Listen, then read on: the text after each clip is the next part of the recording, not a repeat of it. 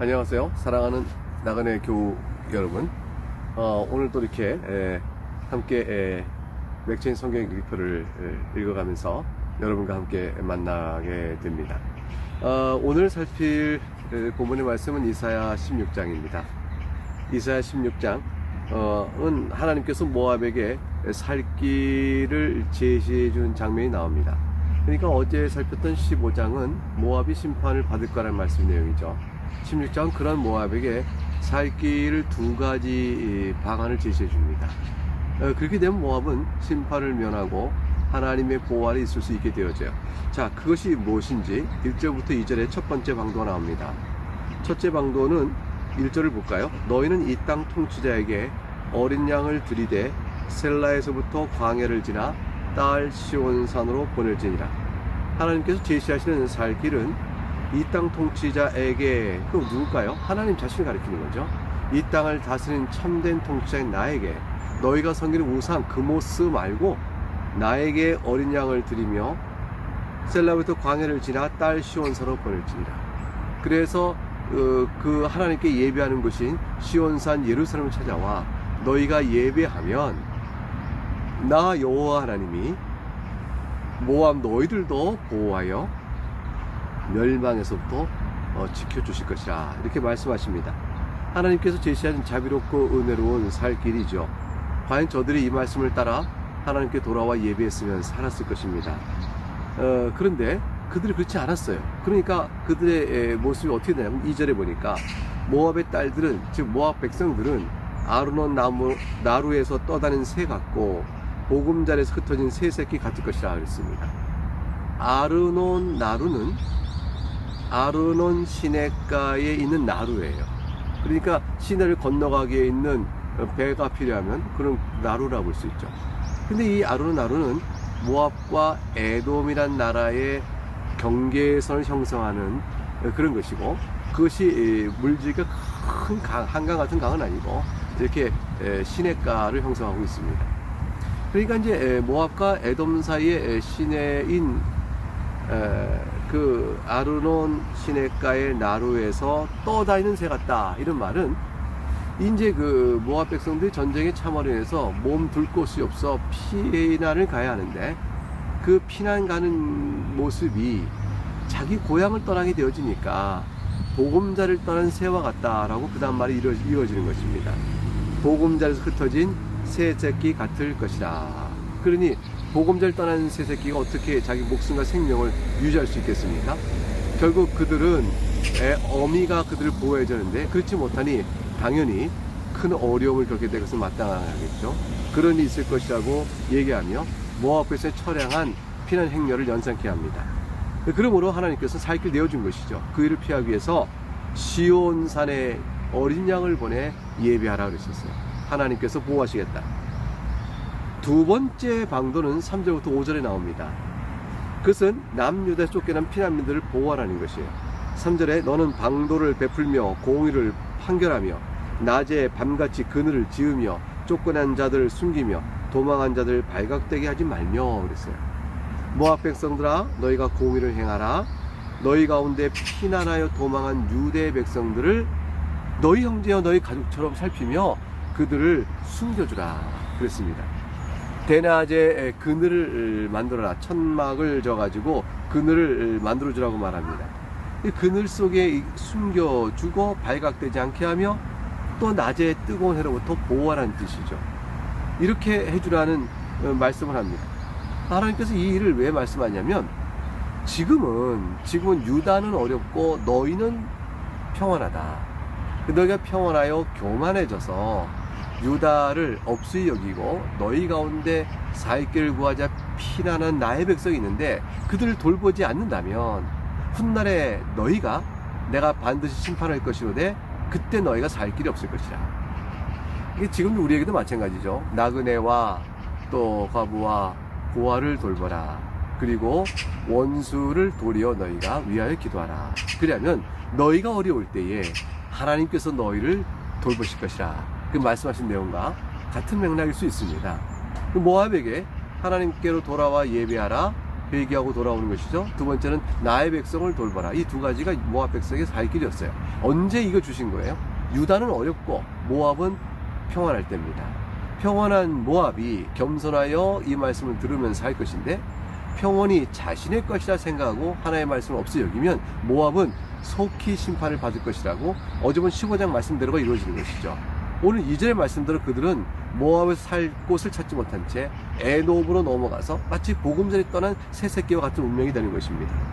4절에 나의 쫓겨난 자들이 너와 함께 있게 하되, 나의 쫓겨난 자는 유다에서 피신한 하나님의 백성입니다.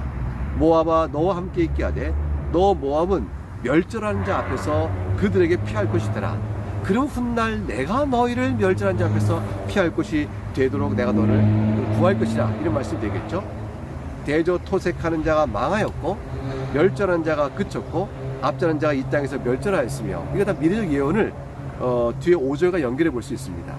왜냐 하면 유다를 토색하는 자, 유다를 멸절하고자 하는 자, 앞자는 자가 이 땅에서 멸절하게 될 것이다. 내가 그들을 다 멸절시킬 것이니 너희가 유다를 지금 돌보는 일로 인하여 너희에게 어려움은 없을 것이다. 그러니 유다를 돌보다가 혹시 유다를 압제하는 자에게서 너희가 평온이 깨지고 어려움을 당할까 염려하지 마라. 주님께서 말씀하시는 겁니다.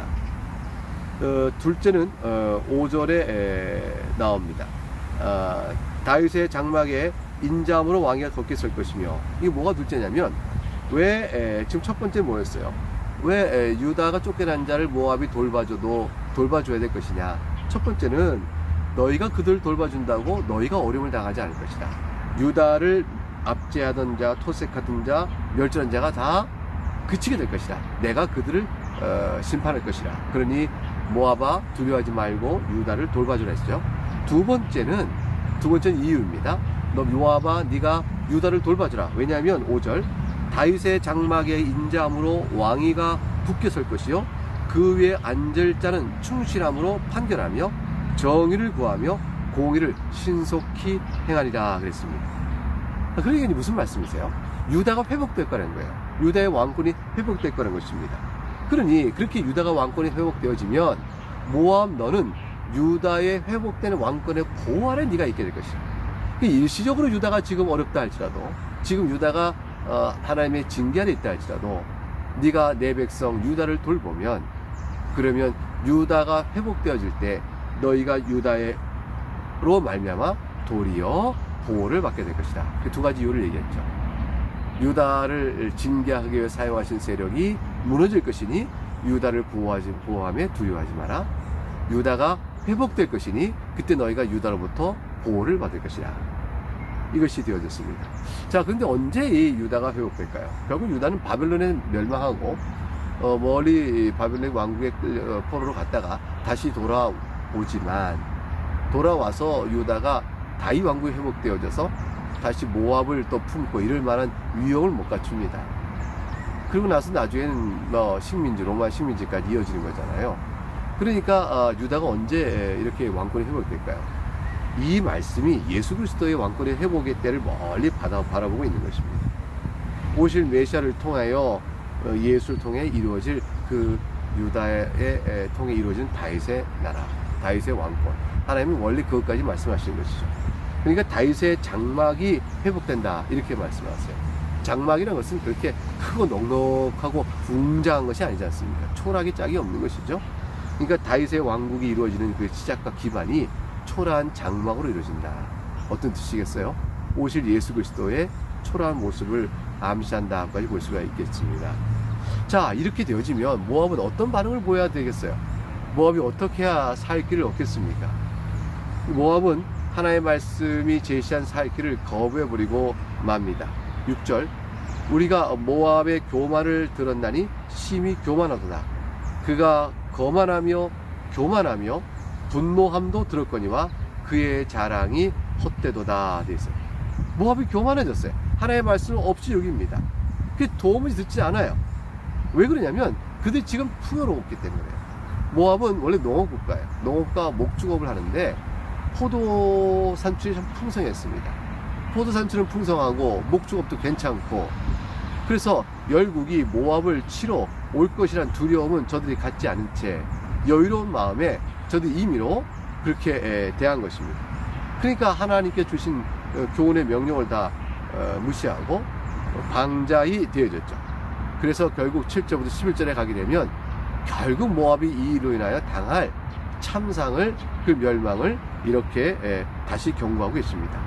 7절, 그러므로 모압을 위하여 통곡하되 다 통곡하며 길하레셋 검포도 떡을 위하여 그들이 슬퍼하며 심히 근심하리니. 이 말씀의 뜻이 무엇인가요? 이제 하나님의 심판이 다시 저들에게 예언되고 있는 것입니다. 모압은 결코 강대국이 아니었습니다. 농업과 목축으로 약간의 부유를 나라에서는 불구하고 자신들의 처지를 못 보고 멸망을 경고한 여호와의 예언을 무시한 어리석음에 빠졌던 것이죠. 그래서 하나님께서 저들의 사람인 길하레셀의 검포도 떡을 위하여 슬퍼한다는 게 됐어요. 이게 포도 수출이 많아서 그것을 검포도로 만들어서 넉넉히 먹고 살았던 저들에게 큰 황폐함이 밀려집니다. 근심이 생깁니다. 슬픔이 생깁니다. 포도 농사가 완전히 망해져 버리는 것이죠. 포도 소출이 없으니 건포도 어떻게 만들겠어요? 8절은 계속 이어서 같은 대목이 나옵니다. 이는 헤스본의 밭과 신마의 포도나무가 말랐습니다. 전에는 그 가지가 야셀에 미쳐 광야에 이르고 그 싹이 자라서 바다를 건넜더니 이제 열국의 주권자들이 그 좋은 가지를 꺾었도다. 또 다른 모압의 포도 생산지 헤스본과 신마의 포도나무도 다 말라버리게 될 것이라 말합니다. 야셀은 모압의 북단에 있는 성읍이고요, 광야는 남쪽에 있는 사막이니 야셀에 미쳐 광야까지 이뤘던 포도나무의 가지의 풍성이라는 것은 얼마나 모압이 포도 농업이 흥했는가를 보여줍니다.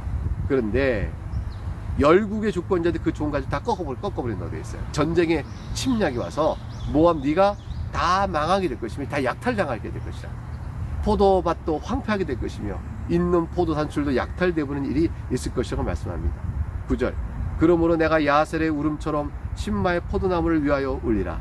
헤스본이여 엘르알레여 내 눈물로 너를 적시리니 너의 여름실과 내 농작물의 즐거운 소리가 그쳤습니다. 10절, 즐거움과 기쁨이 기름진 밭에서 떠났고 포도원에는 노래와 즐거운 소리가 없어지겠고 틀에는 포도를 밟을 사람이 없으리니 이는 내가 즐거운 소리를 그치게 하였습니다. 이 9절과 10절은 그래서 망하게 된 모압의 형편을 보고 내가 야셀의 울음처럼, 내가 야셀의 울음처럼, 이 내가라는 것은 결국 누구를 의미해요? 이사야가 슬피 울은 것입니다. 야셀의 울음처럼 신마의 포도나무를 위하여 울리라. 그래서 야셀은 저 북쪽이라고 그랬죠.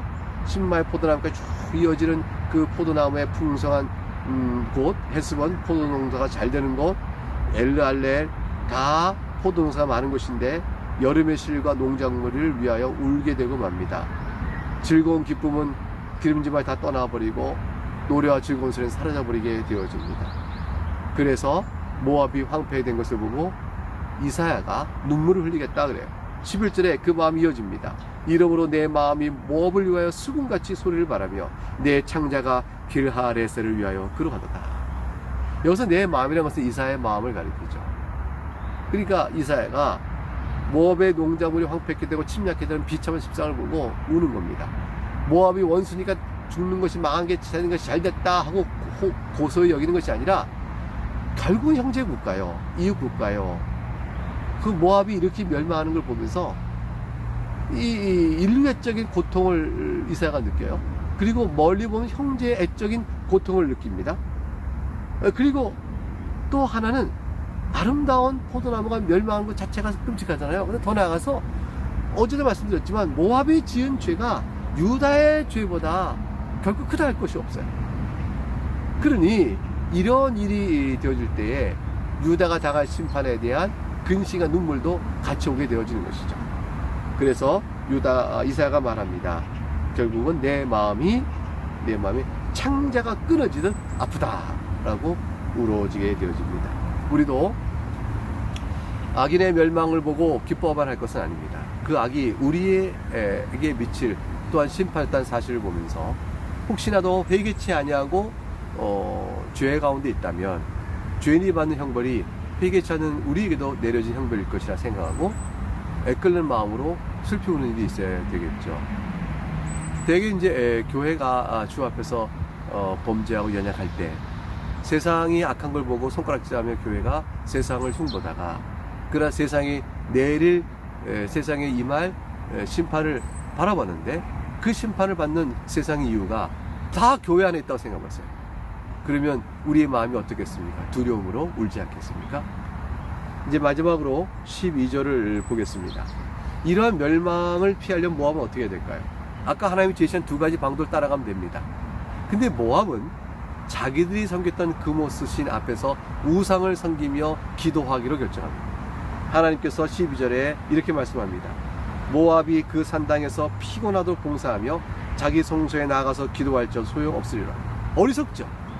어리석어서 그모스 신을 섬긴 산당에 찾아가 허탄이 제사를 드리고 우상에 제사를 드리고 울부짖으며 자기 고통스럽고 수고를 다합니다. 소용없는 일을 한 것이죠. 이에 13절과 14절에 모압을 향한 심판이 있을 기한을 설정하시고 심판을 최종적으로 경고하는 것으로 오늘 본문은 마치게 되어집니다. 13절 이는 여호와께서 오래전부터 모압을 들어 하신 말씀이 이거니와 하나님께서 모압을 향한 이 경고와 예언이 지금이 처음이 아닌 거죠. 이사야 전에 20년 전에도요 아모스를 통해서도 이미 예언하셨어요. 자, 그래서 14절에 이제 여호와께서 말씀하여 이르시되 품꾼에 정한 해와 같이 3년 내에 모압의 영화가 그 큰 무리가 능욕을 당할지라 그 남은 수가 심히 적어 보잘것이 없게 되리라 하시도다. 품꾼과 개혁하는 시간이 가장 긴 시간이 보통 3년으로 그 당시 관습이 되어졌습니다. 하나님께서 3년 정도 유예기간을 주시는 거예요. 3년의 기한이 되어질 때 너희가 당할 것이다. 그랬으니 3년의 기한 내에 저들이 돌이켜 여호와를 섬기고 하면 살 길이 열어질 것이죠. 근데 그들이 끝내 회개치 않습니다. 모압의 영화가 무너지고 그 큰 무리 모압의 모든 군대와 백성들이 다 능욕을 당할 것이니 그 수가 너무너무 적어서 장차 모압이 회복될 수 있을 가능성이 없을 만큼 완전한 멸망이 될 것이라고 선언해 버리십니다. 오늘 살핀 모압의 이 패망에 대한 거듭된 예언은 슬픕니다. 왜냐하면 모압이 살 길이 주어졌으나 받지 못한 어리석음이 그려지고 있기 때문입니다. 3년 뒤에 기한을 설정했습니다. 그러나 모압은 돌아오지 않습니다. 사랑하는 여러분, 주님께서 다시 오십니다. 주님께서 다시 오시기 전까지 우리는 회개의 기회가 있습니다. 아니, 우리 인생이 아직 생명이 있는 시간, 아직은 내일도 살 것 같죠. 이렇게 잠깐 동안 살 수 있는 그 기간 내에 회개의 기회가 주어져 있습니다. 사랑하는 여러분, 우리는 그 기회를 받아서 주님 앞에 회개하고 나와 하나님의 백성이 된 것입니다. 이 세상은 어떻게 될까요? 지금이라도 돌이켜 나오면 살 터인데 세상이 그렇지 못하면 주님 다시 오는 날 멸망에 이르겠죠. 마지막 날 심판에 이르게 될 것입니다. 이것은 모압을 향한 하나님의 경고에서 배우는 오늘 우리가 깨닫는 역사를 다스리는 하나님의 뜻이라 볼 것입니다. 네, 이 말씀으로 오늘 복된 주일 예배 잘 들으시고 하루도 풍성한 은혜가 있기를 주의 이름으로 축복합니다. 감사합니다.